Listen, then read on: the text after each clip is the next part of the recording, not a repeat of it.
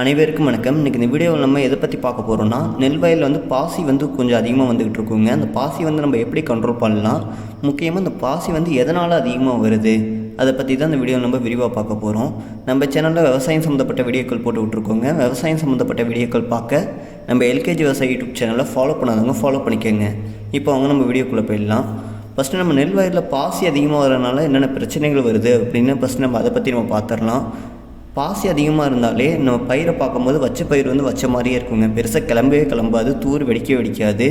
இதுக்கு என்ன ரீசன் பார்க்கும்போது, பயிருக்கு மேலே, அதாவது தண்ணிக்கு மேலே அந்த பாசி வந்து அப்படியே படர்ந்து அப்படியே சுற்றிலும், பயிருக்கு சுற்றிலும் அந்த பாசி அப்படி இருக்கிறதுனால நம்ம ஏதாச்சும் நம்ம உரம் கொடுத்தாலும் அந்த பாசி மேலே போய்ட்டு தான் உரம் உழுவுமே தவிர மண்ணை கீழே உரம் போகாதுங்க.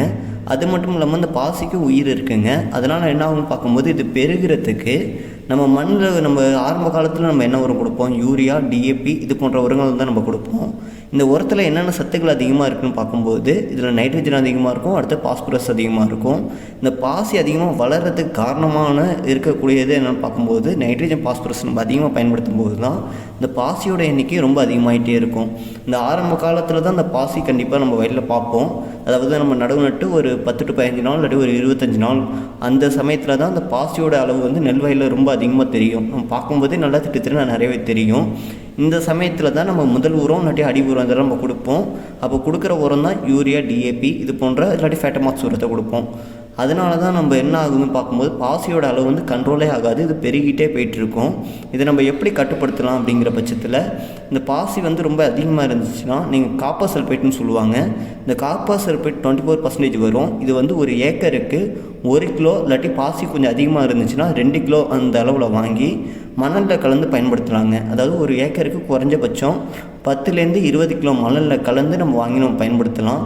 அதாவது கொஞ்சம் தண்ணி இருக்கும்போது, தண்ணி வந்து சுத்தமாக நம்ம வடிகட்டிட்டு பயன்படுத்தக்கூடாது, தண்ணி கொஞ்சம் இருக்கணும். அந்த சமயத்தில் ஒரு ஏக்கருக்கு 1 கிலோ 2 கிலோ நம்ம காப்பர் சல்ஃபேட் வாங்கி பயன்படுத்தும் போது பாசியை வந்து இது நல்லாவே கண்ட்ரோல் பண்ணி கொடுக்குங்க. சில விவசாயிகள் இன்னும் சொல்லிக்கிட்டு இருக்காங்க, வயலில் பாசி இருக்கிறது நல்லது தான்ப்பா, அப்படி இருக்கும்போது தான் நல்லா பச்சை கட்டும் அப்படிங்கிறாங்க. அப்படிலாம் சுத்தமாக கிடையாதுங்க. வயலில் பாசி வந்து ரொம்ப அதிகமாக இருந்துச்சுன்னா நம்ம கொடுக்கக்கூடிய உரத்தை வந்து அதை எடுத்துக்கிட்டே இருக்கும். பயிர் வந்து அந்தளவுக்கு கிளம்பாது. நீங்கள் கவனித்து பார்க்கலாம்.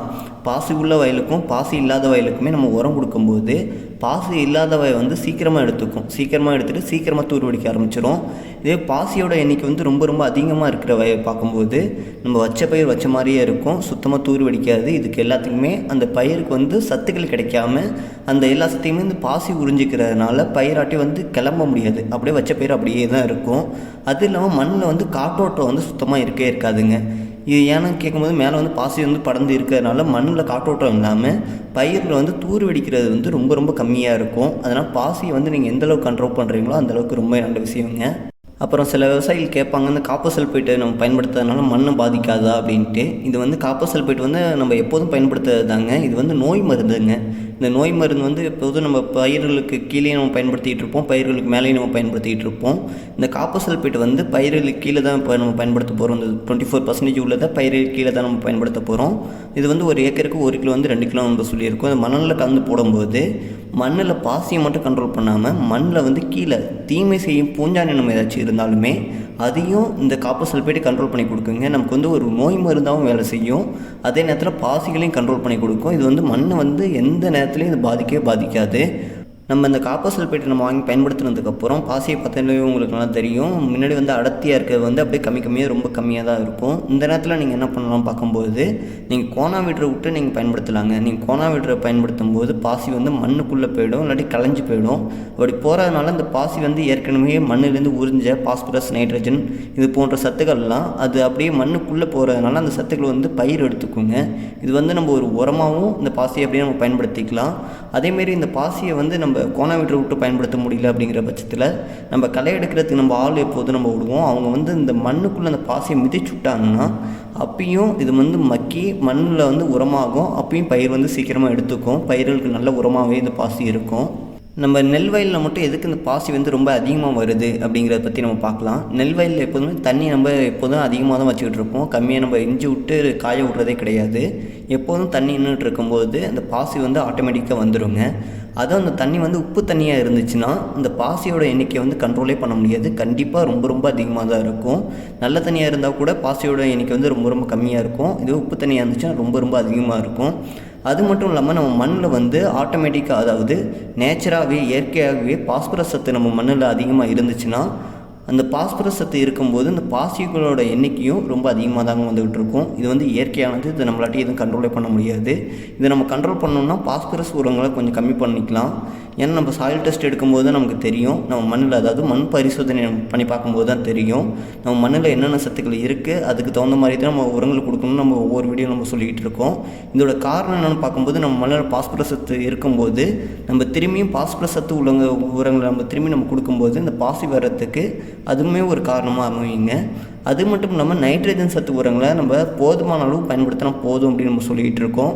அதாவது நம்ம எல்லா வீடியோவும் நம்ம சொல்கிறது அதுதான். யூரியாவை நீங்கள் அதிகமாக பயன்படுத்தாதீங்க, யூரியா வந்து தேவையான அளவு மட்டும் பயன்படுத்துங்க அப்படின்னு நம்ம சொல்லிக்கிட்டு இருக்கோம். எதுக்கு நம்ம யூரியா வந்து நம்ம அதிகமாக பயன்படுத்தக்கூடாதுன்னு பார்க்கும்போது, யூரியா நம்ம அதிகமாக பயன்படுத்தினா வளர்ச்சி அதிகமாக இருக்கும். அதனால் வந்து பூச்சி மற்றும் நோய் தாக்குதல் அதிகமாக இருக்கும் அப்படின்னு நம்ம சொல்லியிருந்தோம். அதே மாதிரி தாங்க போன பருவத்தில் நம்ம யூரியா ரொம்பவே அதிகமாக பயன்படுத்தியிருந்தோம்னா நம்ம வயலில் வந்து கண்டிப்பாக பாசி வருங்க. ஏன்னா நம்ம வயலில் வந்து போன பருவத்தில் யூரியா அதிகமாக பயன்படுத்தும் போது அதில் நைட்ரஜன் சத்து அதிகமாக இருக்குது. அந்த சத்து வந்து நம்ம மண்ணில் வந்து ஆட்டோமேட்டிக்காக அப்படியே தங்கியே இருக்கும். இந்த பாசி வளர்கிறதுக்கு ஆரம்ப காலத்தில் என்னென்ன சத்துக்கள் தேவைப்படுதுன்னு சொல்லணும்னு பார்க்கும்போது பாஸ்பரஸ், நைட்ரஜன் தாங்க. இந்த ரெண்டு சத்துக்களும் யூரியா நம்ம அதிகமாக பயன்படுத்தியிருந்தால் நைட்ரஜன் அதிகமாக இந்த பாசிக்கு கிடைக்கும். இதுவே போன பருவத்தில் வந்து டிஏபி இல்லாட்டி ஃபேட்டமாஸ் நம்ம அதிகமாக பயன்படுத்தியிருந்தால் அதே இதுலேருந்து பாஸ்பரஸ் சத்து வந்து அந்த பாசிகளுக்கு வந்து ரொம்ப அதிகமாக கிடைக்கும். இந்த இரண்டு சத்துக்களும் இந்த பாசிக்கு போதுமான அளவு கிடைக்கும்போது இதோட இனப்பெருக்கம் வந்து ரொம்ப அதிகமாக இருக்குங்க. ஏன்னா பாசியெல்லாம் பார்க்கும்போது வரும் ஒரு 4-5 நாள்லேயே பார்க்கும்போது வயல் ஃபுல்லாக அப்படியே படர்ந்துடும். சுத்தமாக வந்து காற்றோட்டமே இல்லாத அளவுக்கு வயல் ஃபுல்லாக அப்படியே பரவியே இருக்கும். அதனால தாங்க சொல்கிறது, இப்போ உரத்தை வந்து சரியான அளவு ரொம்ப அதிகமாக வாங்கி பயன்படுத்துறது காட்டிலும் குறைந்த அளவு பயிர்களுக்கு எந்த அளவுக்கு தேவைப்படுதோ அந்த அளவுக்கு வாங்கி பயன்படுத்துங்க. அதுவே போதுமான அளவாக இருக்கும். ஏன்னா நம்ம காசு கொடுத்து நம்ம வாங்கி போடுறோம், அதனால் நமக்கு விளைவுகளும் வருது. அதை பற்றி நம்ம யோசிக்கணும். அதை யோசிச்சுட்டு நமக்கு தேவையான அளவு மட்டும் வாங்கி பயன்படுத்தினாலே போதுமான அளவாக இருக்குங்க. கண்டிப்பாக சாயில் டெஸ்ட் எடுத்து பாருங்கள். அதை நீங்கள் பார்த்தா மட்டும் தான் உங்களுக்கு தெரியும் நம்ம மண்ணில் என்னென்ன சத்துக்கள் இருக்குது, என்னென்ன சத்துக்கள் இல்லை, நம்ம எந்த சத்துக்களை வாங்கி பயன்படுத்தலாம். இதெல்லாம் நமக்கு அப்போ தாங்க ஒரு ஐடியா நமக்கு கிடைக்கும். நம்ம நெல் பயிரை பொறுத்தளவுக்கு தேவையான அளவுக்கு நம்ம தண்ணி வச்சாலே போதுங்க. ஏன் தண்ணி ரொம்ப அதிகமாக வச்சோம்னா பயிரில் பூச்சி மற்றும் நோய் தாக்குதல் வந்து ரொம்ப அதிகமாக வந்துக்கிட்டு இருக்கும். பயிருக்கு தேவையான அளவுக்கு தண்ணி, அதாவது நம்ம நீர் மாதிரியே நீர் கட்டும்போது தான் பயிருக்கு வந்து அது காற்றோட்டம். ஏன்னா மண்ணில் வந்து எப்போதும் தண்ணி நின்றுட்டு இருந்துச்சுன்னா பயிரில் கீழே வந்து அழுகல் வரும். சுத்தமாக அதாட்டி மூச்சு விட முடியாத அந்த சூழ்நிலையில் கூட வந்துக்கிட்டு இருக்கும். இதுவே நம்ம நீர் மாதிரியே நீர் கட்டும்போது, அதாவது தண்ணி இன்ஜினை விட்டு திரும்பி தண்ணி கட்டும்போது பயிர்களில் வந்து இந்த மண்ணு கீழே இருக்கிற வேர் வந்து ஆட்டோமேட்டிக்காக அது வேலை செய்கிறது வந்து ரொம்ப அதிகமாக இருக்கும். அதனால் நீங்கள் எப்போதும் பயன்படுத்துனீங்கன்னா எப்போதும் பயிருக்கு எந்த அளவுக்கு தண்ணி தேவைப்படுதோ அது அந்த அளவுக்கு மட்டும் வச்சாலே போதும். ரொம்ப அதிகமாக வைக்காதீங்க. அதனால் பாசியும் அதிகமாக வந்துக்கிட்டு இருக்கும். அதே நேரத்தில் பூச்சி மற்றும் நோய் தாக்குதலும் அதிகமாக வந்துக்கிட்டு இருக்கும். இந்த வீடியோவில் நெல் பயிரில் வரக்கூடிய பாசியை நம்ம எப்படின்னா கண்ட்ரோல் பண்ணலாம், அதுக்கு நம்ம என்னென்ன வழிமுறைகள் இருக்குது அதை பற்றி நான் விரிவாக விளக்கியிருப்பேன் நம்புகிறேன். இந்த வீடியோவில் உங்களுக்கு வேறு ஏதாவது சந்தேகங்கள் இருந்துச்சுன்னா கமெண்ட் பாக்ஸில் கமெண்ட் பண்ணுங்கள். இந்த வீடியோவை பிடிச்சிருந்துச்சுன்னா லைக் பண்ணுங்கள், ஷேர் பண்ணுங்கள், கமெண்ட் பாக்ஸில் கமெண்ட் பண்ணுங்கள். இது போன்ற யூஸ்ஃபுல்லான வீடியோ பார்க்க நம்ம எல்கேஜி விவசாய யூடியூப் சேனலை ஃபாலோ பண்ணாதவங்க ஃபாலோ பண்ணிக்கோங்க. நன்றி, வணக்கம்.